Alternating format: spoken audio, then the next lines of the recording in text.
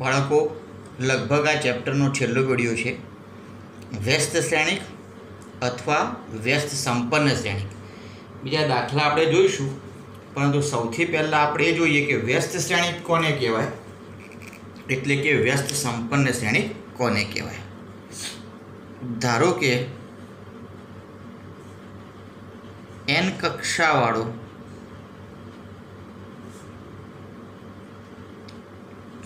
ચોરસ શ્રેણિક એ છે. એ કેવો છે? ચોરસ શ્રેણિક છે જેની કક્ષા n છે. શ્રેણિક બી એવો મળે કે જેથી n કક્ષાવાળા ચોરસ શ્રેણિક જોડે બી શ્રેણિકનો ગુણાકાર કરીએ અથવા બી અને એનો ગુણાકાર કરીએ અને જો એકમ શ્રેણિક i મળે તો બી શ્રેણિકને એનો વ્યસ્ત શ્રેણિક કહે છે. અહીંયા બાળકો જે બી શ્રેણિક છે એ પણ n કક્ષાવાળો ચોરસ શ્રેણિક છે. એ પણ કેવો હોવો જોઈએ?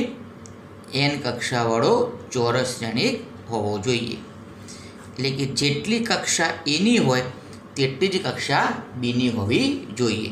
તો અહીંયા પછી આ શું મળશે? n થઈ જાય ને બેટા, કારણ કે એ અને બી બંને n ક્રોસ n પ્રકારના હોય તો ગુણાકાર કરવાથી જે એકમ શ્રેણિક ઉત્પન્ન થશે એ પણ કેવો થશે? n ક્રોસ n પ્રકારનો જ ઉત્પન્ન થશે. ટૂંકમાં એ બીનો ગુણાકાર ક્રમ બદલીને ગુણાકાર કરો અને જો એકમ શ્રેણિક મળે તો સમજી લેવાનું કે બી એ શું છે? એનો વ્યસ્ત શ્રેણિક છે. આ શરતનું પાલન થાય તો બીને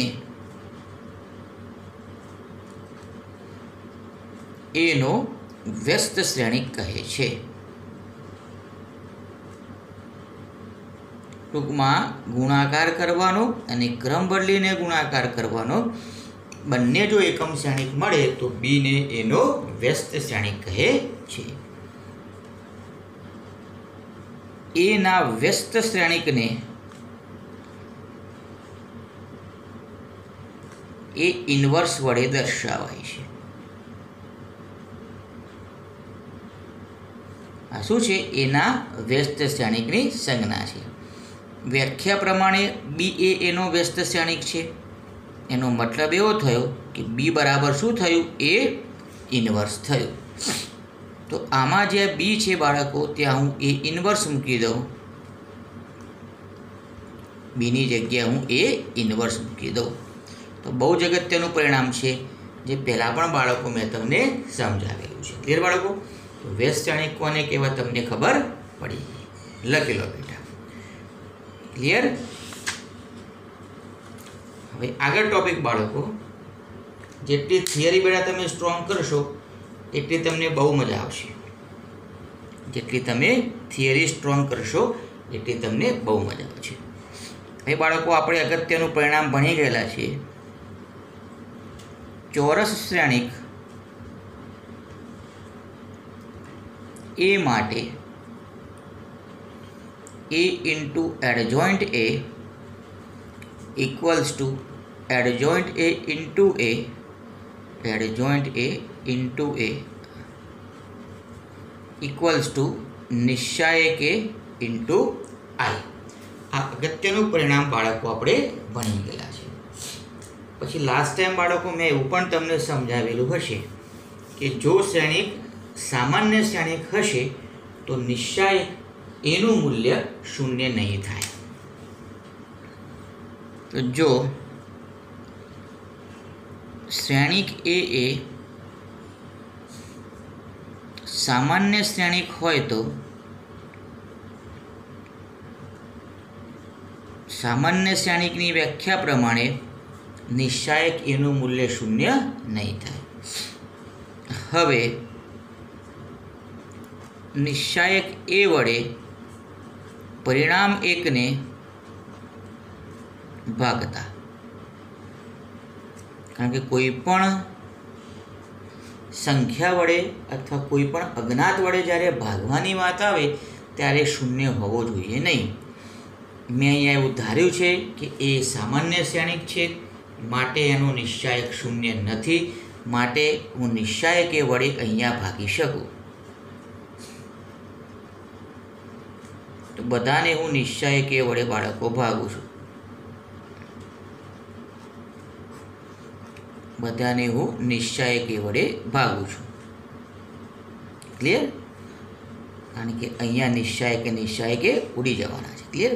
હવે હમણાં જ બાળકો મેં અગત્યનું પરિણામ સાબિત કર્યું કે A ઇન્ટુ A ઇન્વર્સ બરાબર A ઇન્વર્સ ઇન્ટુ A બરાબર શું થાય? I થાય. તો તમને જે આ પરિણામ મળ્યું છે એને આની જોડે આપણે સરખાવી દઈએ, સાથે સરખાવતા. તો સરખામણી કરો બાળકો. તો જુઓ, એ શ્રેણિક આ રહ્યો, આ A ઇન્વર્સની જગ્યાએ છે. A ઇન્વર્સની જગ્યાએ શું છે? એડજોઇન્ટ A અપોન નિશ્ચાયક A. માટે વ્યસ્ત શ્રેણિકનું સૂત્ર તૈયાર થઈ ગયું બાળકો. A ઇન્વર્સ બરાબર એડજોઇન્ટ A અપોન નિશ્ચાયક A. ક્યાંથી મળ્યું બાળકો આ સૂત્ર? તો આને મેં આની જોડે સરખાવ્યું એટલે મને નિશ્ચાયક એનું મૂલ્ય મળ્યું, જ્યાં નિશ્ચાયક A does not equals to 0 છે બાળકો. એ ઇન્વર્સ તો જ મળશે જ્યારે નિશ્ચાયક એ શૂન્ય નહીં હોય. નિશ્ચાયક એનું શૂન્ય ન હોવું એટલે કે શ્રેણિક કેવો હોવો બેટા? સામાન્ય શ્રેણિક હોવો. તો આના પરથી અગત્યનું પરિણામ મળી શકે આપણને કે જો શ્રેણિક સામાન્ય શ્રેણિક હોય બેટા તો જ એનો એ ઇન્વર્સ તમને મળી શકે. ક્લિયર? તો નોંધ તરીકે બાળકો લખી આપું છું તમને. પહેલાં પણ બાળકો વાત થઈ ગઈ છે કે કોઈ પણ સ્ટેટમેન્ટમાં જો તો અને તો જનો ઉપયોગ થયો હોય તો સમજી લેવાનું છે કે એ સ્ટેટમેન્ટ બંને દિશામાં સાચું છે. જો ચોરસ શ્રેણિક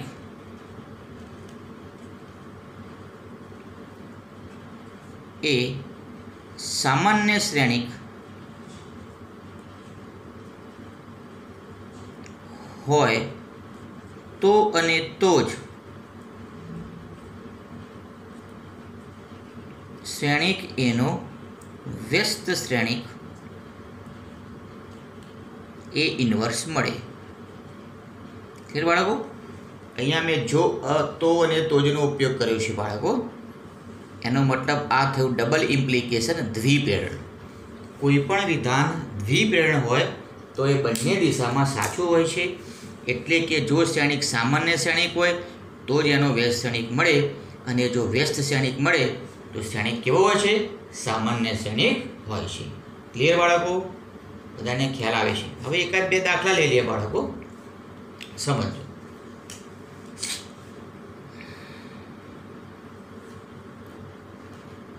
ચોરસ શ્રેણિક એ બરાબર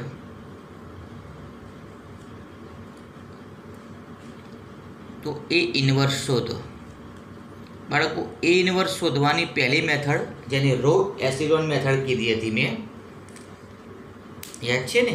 એ શ્રેણિક ચેપ્ટરની અંદર બાળકો ભણ્યા હતા. તો શ્રેણિક ચેપ્ટરમાં જે આપણે ભણ્યા હતા તમને યાદ હોય તો બેટા કોઈને યાદ છે? એ ઇન્ટુ આઈ બરાબર એ લઈને શરૂઆત કરતા હતા, પછી એ બધી હારમાં પ્રક્રિયા કરતા હતા, અને આ એ શ્રેણિકને આપણે એકમ શ્રેણિક બનાવતા હતા, અને છેલ્લે આપણે એને એ ઇન્ટુ એ ઇન્વર્સ બરાબર આઈ જોડે સરખાવતા હતા, જેથી આપણને એ ઇન્વર્સ મળતો હતો. તો એ એક મેથડ છે બાળકો. આ બીજી મેથડ છે સૂત્રની મેથડ. હમણાં જ બાળકો આપણે સૂત્ર જોયું કે એ ઇન્વર્સ શોધવાનું સૂત્ર એડજોઇન્ટ એ અપોન નિશ્ચાયક એ. તો એ ઇન્વર્સ બરાબર એડજોઇન્ટ એ અપોન નિશ્ચાયક એ. તો આપણે આ સૂત્રની મદદથી બાળકો એ ઇન્વર્સ શોધવાનું છે. એના માટે સૌથી પહેલાં નિશ્ચાયક એ શોધવું પડે.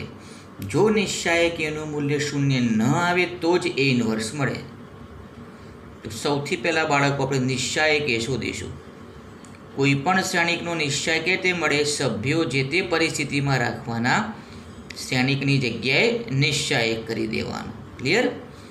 આ બંનેનો ગુણાકાર માઇનસ આ બંનેનો ગુણાકાર, જે 2 આવ્યો જે શૂન્ય નથી.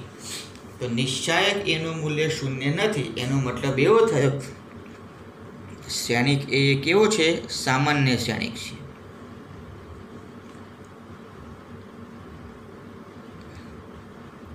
ક્લિયર? અને સામાન્ય શ્રેણિક હોય તો જ એ ઇન્વર્સનું અસ્તિત્વ હોય. એનો મતલબ કે નિશ્ચાયક કે 0 ના આવે તો એ ઇન્વર્સ તમને મળી શકે. ક્લિયર? માટે એ ઇન્વર્સ અસ્તિત્વ ધરાવે છે. તો આપણે તો ખાલી જજમેન્ટ લીધું કે એ ઇન્વર્સ મળશે. હવે એના માટે એડજોઇન્ટ લાવવો પડશે. તો મેં તમને સમજાવેલું છે કે બાળકો બે કક્ષાવાળો જ્યારે શ્રેણિક હોય, પર્ટિક્યુલર ચોરસ શ્રેણિક, કારણ કે એડજોઇન્ટ એ ચોરસ શ્રેણિકનું જ મળે બાળકો, તો એમાં અગ્રવિકર્ણ ઘટકોના સ્થાન બદલવાના અને પ્રતિવિકર્ણ ઘટકોના ચિહ્નો બદલવાથી ડિરેક્ટલી તમને એડજોઇન્ટ મળતો હોય છે. તો હવે એ ઇન્વર્સ શોધવાનું છે બાળકો. તો એડજોઇન્ટ એ અપોન નિશ્ચાયક એ. તો આ એડજોઇન્ટ જે આપણને મળ્યો છે, કોપી પેસ્ટ કરી લઈએ. 4 - 2 3 - 1. નિશ્ચાયક કેટલા છે બેટા? 2. નિશ્ચાયકમાં બાળકો 2 ભગાય તો દરેક સભ્યને ભગાશે. તો 2 બધાને ભગાશે. 4 / 2 2. -2 / 2 તમે સમજી શકો છો. તો દરેકને ભગાઈ જાય. ક્લિયર બેટા? બહુ સિમ્પલ છે. એડજોઇન્ટ શોધવાનો, નિશ્ચાયક શોધવાનો, પરંતુ પહેલાં નિશ્ચાયક શોધવાનો બેટા. જો એ નિશ્ચાયક એ ભૂલમાંથી 0 આવી જાય તો તમને એ ઇન્વર્સ મળશે નહીં. તો ત્યાંથી જ દાખલો પતી જાય કે એ ઇન્વર્સ મળતો નથી. પરંતુ જો નિશ્ચાયક એનું મૂલ્ય 0 ન થાય તો એ ઇન્વર્સનું અસ્તિત્વ હોય છે. ક્લિયર બેટા? ચલો આગળ હજી એકાદ દાખલો લઈ લઈએ. પ્રેક્ટિસ બાળકો જાતે કરવાની રહેશે. બહુ સિમ્પલ છે. અને મેં તમને હમણાં કીધું જાતે જ દાખલા બનાવો બેટા. આમાં કોઈ દાખલાની કે કોઈ શિક્ષકની જરૂર નથી. ધારો કે કોઈ દાખલામાં શ્રેણિક એ આપેલો છે અને એ ઇન્વર્સ તમને શોધવાનો કીધો, તો એ ઇન્વર્સ શોધી નાખો બેટા. સૂત્ર શીખવાડ્યું. પછી તમારે તાળો મેળવવા શું કરવાનું? એ ઇન્ટુ એ ઇન્વર્સ. એટલે તમને જે એ રકમ આપેલું છે તે એ બેટા. એ ઇન્વર્સ તમે શોધ્યો, એનો ગુણાકાર કરવાનો. એકમ શ્રેણિક આવવો જોઈએ. તો એકમ શ્રેણિક આવે તો સમજી લેવાનું તમે શોધેલો જવાબ સાચો છે. એના માટે કંઈ જવાબની જરૂર નથી બાળકો. જાતે દાખલા બનાવો, જાતે ગણો, એ તમારી મહાનતા છે. ક્લિયર બેટા? તો આ દાખલા બધા બેટા હું બનાવું જ છું કે મારી પાસે કોઈ સાહિત્ય નથી. જેમ ઈચ્છા થાય આંકડા લખી દેવાના. ખ્યાલ આવે છે ને? શ્રેણિક એ બરાબર જેમ ઈચ્છા થાય બાળકો જેમ આંકડા લખવાના. તમારી ઈચ્છા.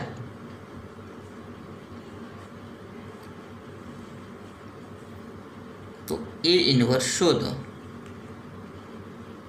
કૌંસમાં લખું છું શક્ય હોય તો. સૌથી પહેલાં શું લાવવાનું બાળકો? નિશ્ચાયક લાવવાનું.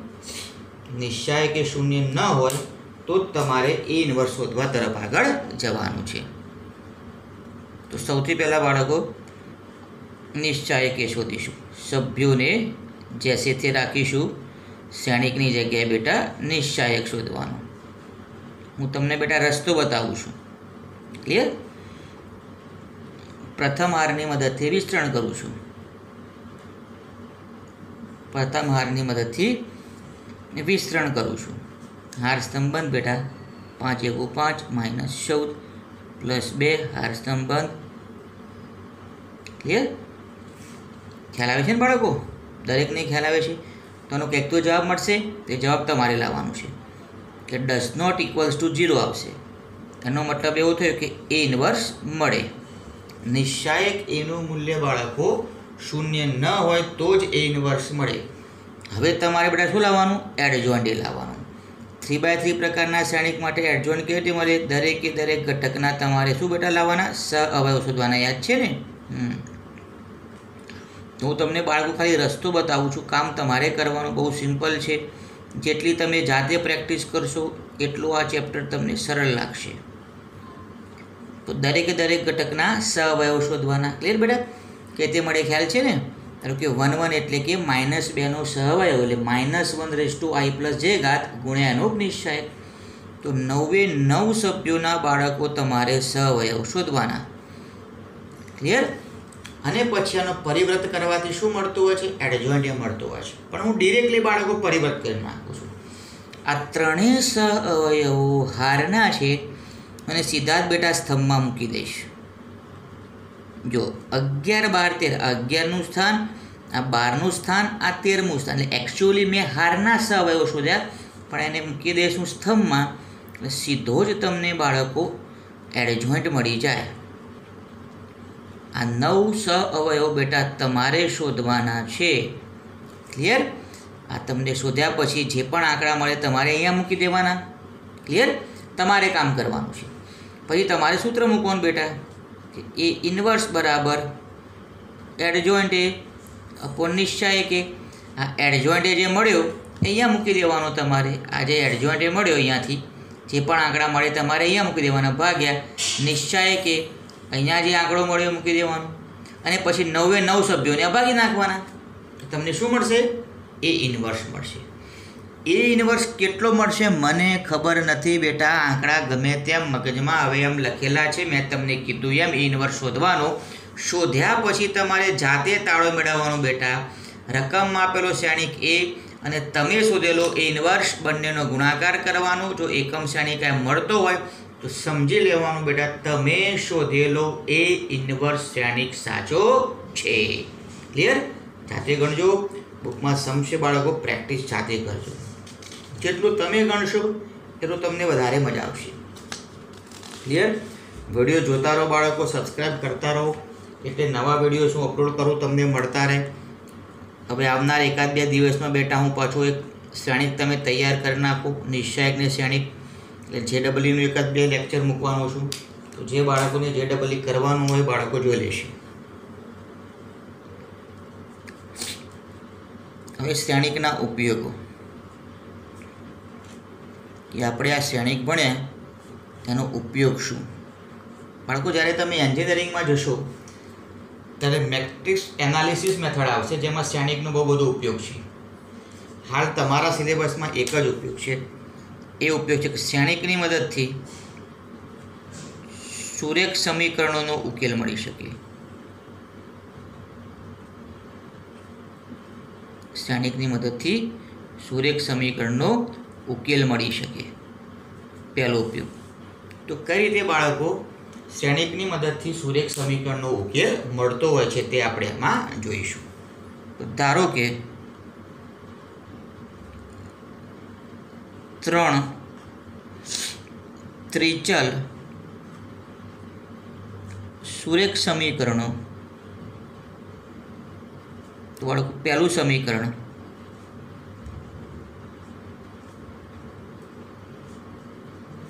બીજું સમીકરણ બેટા સુરેખ સમીકરણ છે, એટલે મારે ચલની ઘાત તો એક જ રાખવી પડે નિયમ પ્રમાણે. તો આ 3 સુરેખ સમીકરણો છે. ક્લિયર? તો કઈ રીતે બાળકો શ્રેણિકની મદદથી સુરેખ સમીકરણોનો ઉકેલ મળશે આપણે આ થિયરીમાં જોઈશું.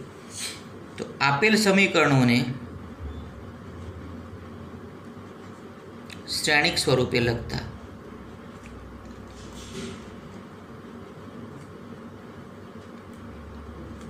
આપેલ સમીકરણોને શ્રેણિક સ્વરૂપે લખતા. ફેર બાળકો, તો પ્રથમ શ્રેણિક તમારે જે બી ચલ છે એના સહગુણકોનો શ્રેણિક લેવાનો. ચલ કયા છે બેટા? x, y, z. એના સહગુણકોનો શ્રેણિક. ત્રણેય સમીકરણમાં ચલોના સહગુણકોનો શ્રેણિક તમારે લેવાનો છે. ઇન્ટુ સ્તંભ શ્રેણિક બરાબર સ્તંભ શ્રેણિક. સમજો બેટા, પહેલો શ્રેણિક એ ચોરસ શ્રેણિક હશે, બીજો શ્રેણિક સ્તંભ શ્રેણિક બરાબર જમણી બાજુ પણ સ્તંભ શ્રેણિક. ચોરસ શ્રેણિક ઇન્ટુ સ્તંભ શ્રેણિક બરાબર સ્તંભ શ્રેણિક. આ ચોરસ શ્રેણિક કઈ રીતે મળે? ચલોના સહગુણકોનું શ્રેણિક છે. સ્તંભ શ્રેણિક કઈ રીતે મળશે બેટા? તો આમાં જેટલા ચલો છે એનો સ્તંભ શ્રેણિક. 2 ચલો હોય તો 2 મૂકવાના બેટા, 3 હોય તો 3 મૂકવાના. અને આ અચળોનું સ્તંભ શ્રેણિક D1, D2, D3. ખાસ યાદ રાખજો બેટા કે સમીકરણોમાં જે અચળ પદ છે તે બરાબરની જમણી બાજુએ જ હોવા જોઈએ. જો દાખલામાં બરાબરની ડાબી બાજુએ આપેલા હોય તો પણ તમારે આને ઉપાડીને જમણી બાજુએ લઈ જવા પડશે બેટા, એ ધ્યાન રાખવાનું છે. ક્લિયર? તો ચોરસ શ્રેણિક કઈ રીતે મળે? ચલોના સહગુણકોનો શ્રેણિક છે. સ્તંભ શ્રેણિક કઈ રીતે મળશે? અહીંયા ચલોનો શ્રેણિક છે બાળકો, ચલોનો શ્રેણિક. અને આ છે અચળોનો શ્રેણિક. પણ ખાસ ધ્યાન રાખવાનું કે અચળ બરાબરની જમણી બાજુએ જ હોવા જોઈએ.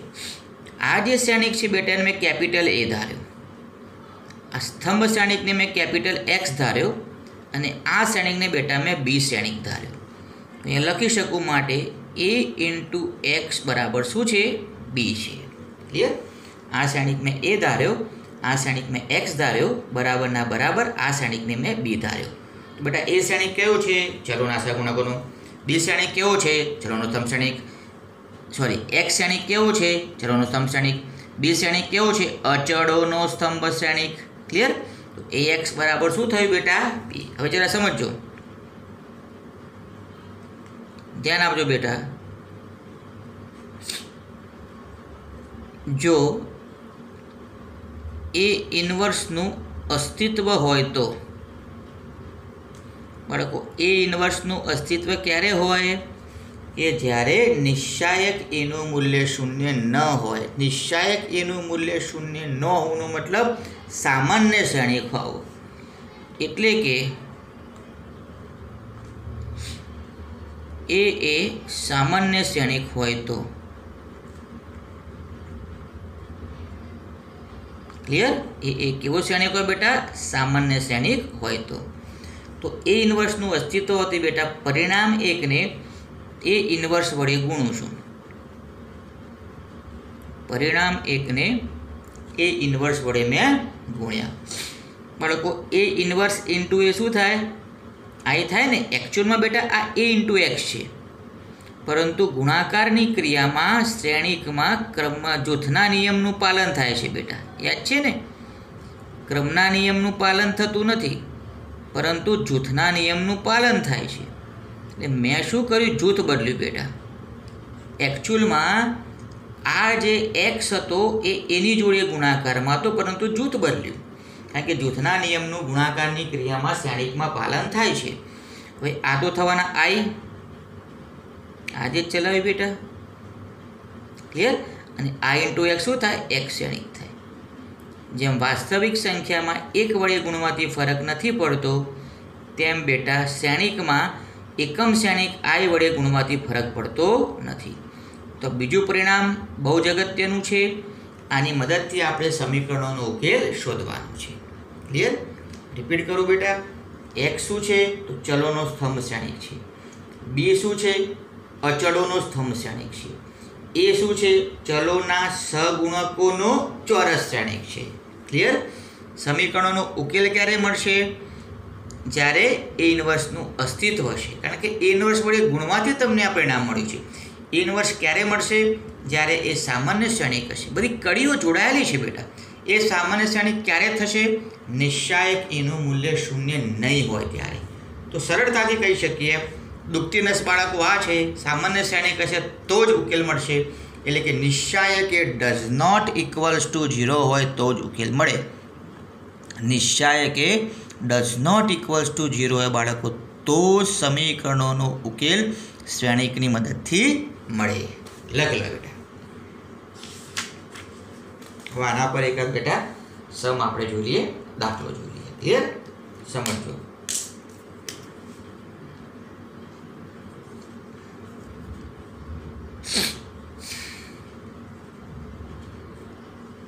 નીચેના સમીકરણોનો ઉકેલ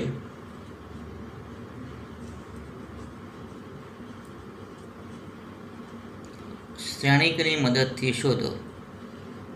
પરીક્ષામાં સ્પષ્ટ લખેલા આવશે બાળકો કે શ્રેણિકની મદદથી તમારે શોધવાનું છે. ક્લિયર?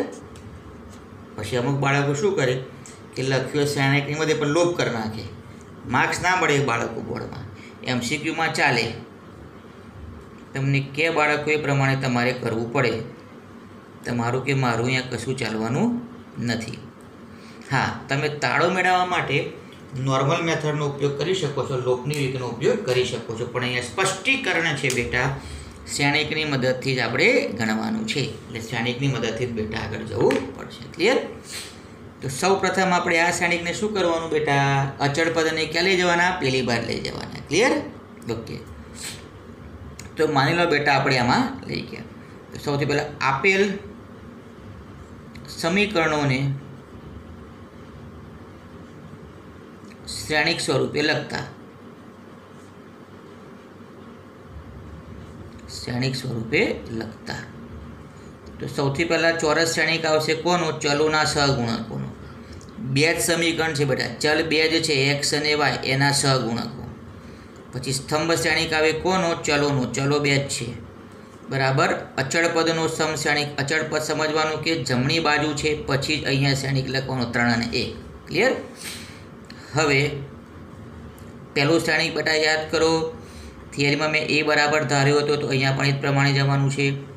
બીજો શ્રેણિક કેપિટલ એક્સ હતો, જે ચલોનો સ્તંભ શ્રેણિક હતો, અને આ શ્રેણિક એ બી શ્રેણિક હતો. યાદ છે ને? ક્લિયર? છેલ્લે જે પરિણામ મળ્યું હતું બાળકો, યાદ હોત તમને, હમણાં જ થિયરી મેં ચલાવી, એક્સ બરાબર એ ઇન્વર્સ ઇન્ટુ બી લઈને એની મદદથી જવાનું છે. એ થિયરીમાં બેટા મેં સમજાવ્યું હતું કે ક્યારે ઉકેલ મળે? જ્યારે નિશ્ચાયક એનું મૂલ્ય 0 ન મળે ત્યારે. તો સૌથી પહેલાં નિશ્ચાયક એ શોધશું બેટા. તો નિશ્ચાયક કેતે મળે? શ્રેણિકની જગ્યાએ નિશ્ચાયક કરવાનો ઘટકો જૈસે થે, ઘટકો જૈસે થે ડઝ નોટ ઇક્વલ્સ ટુ 0. તો નિશ્ચાયક એનું મૂલ્ય બેટા 0 નથી. એનો મતલબ એવો થયો કે એ કેવો થયો? સામાન્ય શ્રેણિક થયો. સામાન્ય શ્રેણિક છે, એનો મતલબ કે એ ઇન્વર્સનું અસ્તિત્વ છે, કારણ કે નિશ્ચાયક એનું મૂલ્ય 0 નથી, એટલે એ કેવો થયો? સામાન્ય શ્રેણિક છે, માટે એ ઇન્વર્સનું અસ્તિત્વ છે. એટલે એ ઇન્વર્સનું અસ્તિત્વ હશે બાળકો તો જ ઉકેલ મળે. તો અહીંયા ઉકેલ શક્ય છે. એ ઉકેલ શોધવા તરફ બેટા આપણે આગળ જઈએ છીએ. તો એ ઇન્વર્સ શોધવો પડશે. એના માટે બાળકો એડજોઇન્ટ શોધવો પડશે. તો 2x2 પ્રકારનું શ્રેણિક છે, એટલે યાદ છે બેટા આસ્થા પ્રાચી. આસ્થા એટલે અગ્રવિકર્ણના સ્થાન બદલવાના, પ્રાચી એટલે બેટા પ્રત્યવિકર્ણના ચિહ્નો. બેટા પ્રાચી બેટા તારું નામ આવી લખી. તો અગ્રવિકર્ણના બેટા સ્થાન બદલવાના, પ્રતિવિકર્ણના ચિહ્નો બદલવાના. દીકરા પ્રાચી ખ્યાલ આવે ને બેટા? અગ્રવિકર્ણના સ્થાન, આના સ્થાન બદલવાથી કઈ ફરક ના પડે. આના બેટા મેં ચિહ્નો બદલ્યા. ક્લિયર ને અંશુ? આ એડજોઇન્ટ એ. હવે એ ઇન્વર્સ બરાબર એડજોઇન્ટ એ અપોન નિશ્ચાયક એ. દક્ષ બેટા અક્ષ. તો એડજોઇન્ટ એની જગ્યાએ બેટા એડજોઇન્ટ એ મૂક્યો આપણે બ્રધર્સ વેદાંત નકુત. બેટા નિશ્ચય કેટલા બેટા? 1. પણ 1 વડે ભાગવાથી કોઈ ફરક પડે નહીં, એટલે આ તમારો એ ઇન્વર્સ થયો. હવે હમણાં જ થિયરી બેટા ચલાવી છેલ્લે, તો એક્સ બરાબર યાદ છે ને? એ ઇન્વર્સ ઇન્ટુ બી. જો બેટા હું તમને બતાવું, કાગળ મારી પાસે છે, જો એ લાવું વચ્ચે, જો આ રહ્યું એ છે બેટા, જો આ જો એક્સ બરાબર એ ઇન્વર્સ ઇન્ટુ બી છે કે નહીં? આ એ જ લખ્યું છે મેં, એક્સ બરાબર એ ઇન્વર્સ ઇન્ટુ બી. તો એક્સની જગ્યાએ બેટા એક્સ શ્રેણિક આ રહ્યો. એ ઇન્વર્સ જે તમે લાવ્યા તે બધાને 1 વડે ભાગવાથી કોઈ જ ફરક નથી પડવાનો. તમને ખબર છે, મને ખબર છે. શ્રેણિક બી, તો બંને શ્રેણિકનો બાળકો ગુણાકાર કરીશું જૂના પદ્ધતિથી. જો ગુણાકાર શક્ય છે આ બેટા? શક્ય છે, કારણ કે આ 2x2 પ્રકારનો છે, આ 2x1 પ્રકારનો છે, અંદરનો આંકડો સમાન છે. ગુણાકાર શક્ય બનશે. ગુણાકાર કર્યા પછી કેવો કેવો શ્રેણિક ઉત્પન્ન થશે? 12 ઉત્પન્ન થશે. તો 2x1 પ્રકારનો ઉત્પન્ન થશે. ચલો ચૂનો મારીએ, ગુણાકાર કરીએ. પહેલી હાર પહેલો સ્તંભ 3 દુ 6 -3, સ્તંભ ખતમ, શ્રેણિક ખતમ. બીજી હાર પહેલો સ્તંભ -3 + 2. સમજાય છે ને બેટા? શ્રેણિકોનો ગુણાકાર ચૂના 3 - 1. તો શ્રેણિકોની સમાનતાની વ્યાખ્યા પરથી બરાબરની બંને બાજુ સમાન પ્રકારનું શ્રેણિક હોય તો અનુરૂપ ઘટકો સરખાવી શકાય. તો x બરાબર 3 અને y બરાબર -1. કેટલી મગજમારી બેટા! જે વસ્તુ લોપની રીતથી ફટાક દઈને મળી જાય એના માટે આટલી મગજમારી કરવાની રહી. હવે બેટા તાળું મેળવીએ આપણે.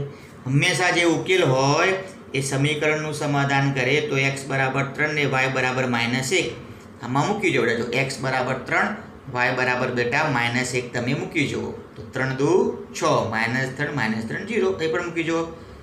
x બરાબર 3, y બરાબર -1. તો તમારી x ને y ની કિંમતો એટલે કે ઉકેલ બંને સમીકરણનું સમાધાન કરે છે. ધેટ મીન્સ તમારો જવાબ સાચો છે. ક્લિયર બેટા? હવે પરીક્ષામાં શું થાય બેટા? જો આ બે સમીકરણ છે ને કે 3 સમીકરણ આપે અને 3 ચલો x y ને z. જે બેટા મેં તમને થિયરી ચલાવી જો આ રીતે 3 સમીકરણ હોય અને 3 ચલ હોય x y z. એટલે ફરક શું પડે બેટા? તો જ્યારે 3 સમીકરણ હોય ને 3 ચલ હોય એટલે એ શ્રેણિક તમારો 3x3 પ્રકારનો થાય. અને 3x3 પ્રકારનો એ શ્રેણિક થાય બેટા એટલે અહીં મજૂરી થાય. એડ જો એટલે આમાં મજૂરી થાય. કારણ કે 3x3 પ્રકારના શ્રેણિકમાં કે ત્યાં જોઈન્ટ મળે. દરેક ઘટકના સહઅવયવો શોધી જે તે સ્થાને મૂકી પરિવર્ત કરવાથી એડ જોઈન્ટ મળે. મજૂરી થાય બેટા. રીતમાં ફરક પડતો નથી, પણ જેમ મજૂરી વધે બેટા એમ માર્ક પણ વધતા હોય છે. એટલે ટેન્શન કરવાનું નથી. તો હોમવર્કમાં એક દાખલો આપતો બાળકો તમને. ક્લિયર? 3 ચલવાળો અને 3 સમીકરણવાળું છે. મજૂરી વધશે. મેથડાની આ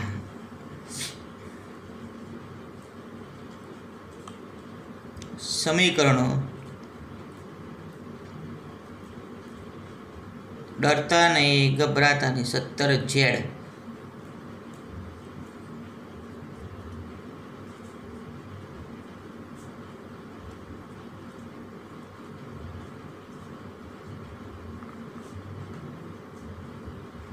ક્લિયર?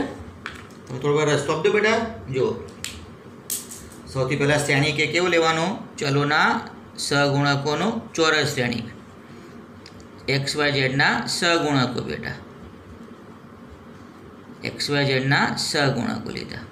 પછી શ્રેણિક x ચલોનું સ્તંભ શ્રેણિક. 3 ચલ છે બેટા. અને શ્રેણિક b અચળોનો સ્તંભ શ્રેણિક.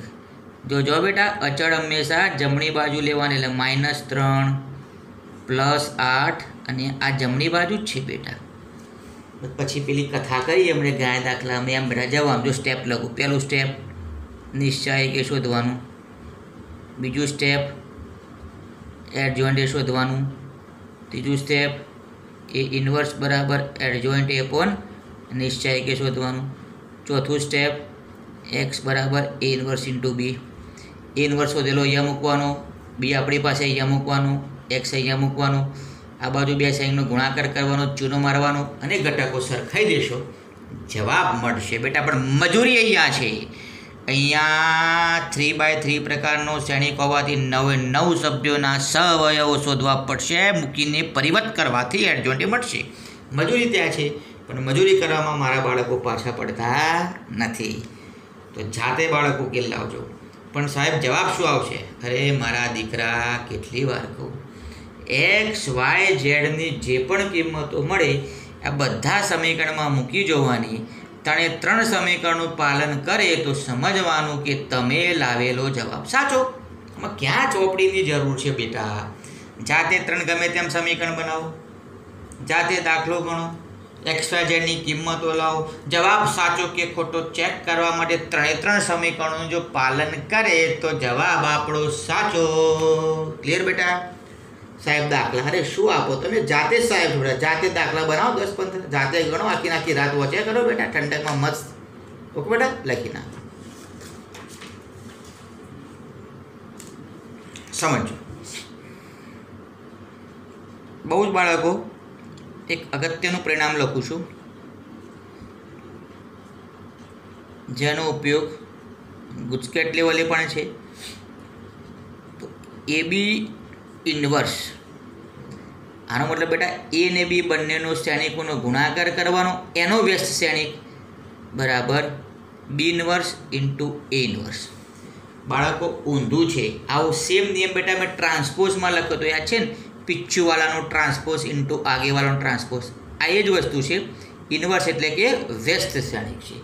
તો આનો મતલબ બે શ્રેણિકનો ગુણાકાર કરો, એનો વ્યસ્ત શ્રેણિક શોધો, કે પછી બી ઇન્વર્સ શોધો, એ ઇન્વર્સ શોધો, શોધીને પછી ગુણાકાર કરો, કંઈ ફરક પડતો નથી. ક્લિયર બેટા?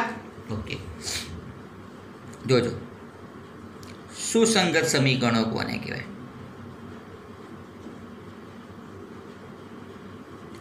સુસંગત સમીકરણો કોને કહેવાય? જેને કન્સિસ્ટન્ટ ઇક્વેશન કહે છે જયવાળા બાળકો માટે.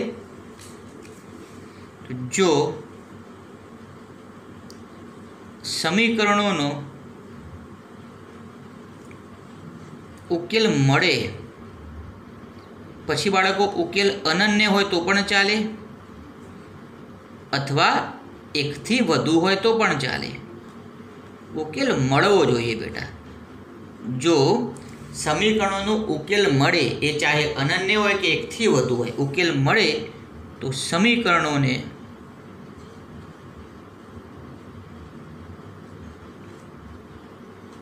સુસંગત સમીકરણો કહે છે.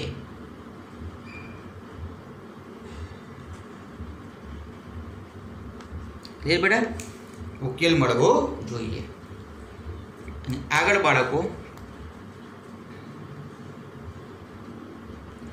અસંગત અથવા વિસંગત બે નામ છે બેટા.